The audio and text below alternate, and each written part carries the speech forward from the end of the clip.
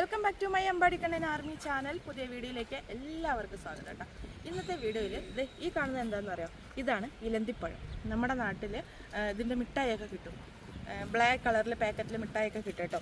അപ്പോൾ ഇതിപ്പോൾ പച്ചയാണ്, പഴുത്ത് വരുന്നേ ഉള്ളൂ. ഇവിടെ ഈ സീസണാണ്. അപ്പോൾ ഇവിടെ നിറയെ മരങ്ങളുണ്ട്. ആ മരം ഞാൻ നിങ്ങൾക്ക് കാണിച്ചു തരാം. ഇത് കണ്ടോ, ഈ മരത്തിൽ നിറയെ ഉണ്ട്. ഈ കാണുന്നത് മൊത്തം ഇലന്തിപ്പഴമാണ്. ഒരു പുളിയും ഒരു മധുരവും ആണ് അതിൻ്റെ ടേസ്റ്റ് കേട്ടോ. ഈ കാണുന്നത് മൊത്തം ഇത് കുറച്ച് യെല്ലോ കളറായിട്ടുണ്ട്.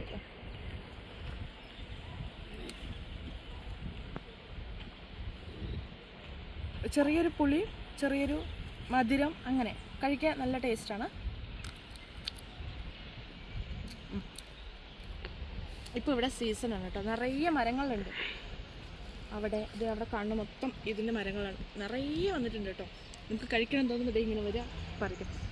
ഇതിൻ്റെ കളറ് ശരിക്കും പഴുത്ത് കഴിഞ്ഞിട്ടുണ്ടെങ്കിൽ ഒരു ബ്രൗൺ കളറാണ്. ഈ താഴെ നിറയെ വീണെടുക്കുന്നുണ്ട്. സുംജി ഇതൊക്കെ പഴുത്ത് വീണ് കിടക്കുന്നതാണ് കേട്ടോ.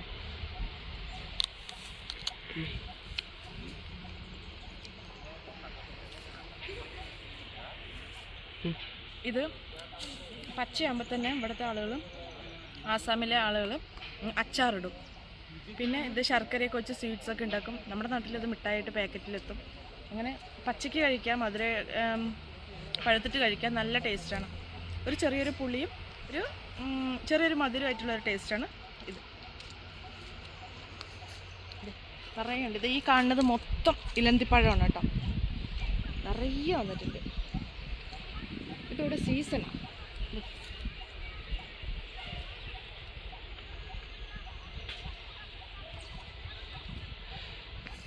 ഇലന്തിപ്പഴം കൂടുതലായിട്ട് ഡിസംബറിലാണ് കേട്ടോ സ്റ്റാർട്ട് ചെയ്യുക. ഡിസംബർ, ജനുവരി, ഫെബ്രുവരി ഒക്കെ ഉണ്ടാവും നിറയെ. മാർച്ച് ഏപ്രിൽ ആകുമ്പോഴത്തേക്കും കഴിയും, എല്ലാ ഫ്രൂട്ടൊക്കെ കഴിയും, സീസൺ കഴിഞ്ഞു. അപ്പോൾ നമുക്കിനി കുറച്ച് പറിച്ചാലോ? ഭയം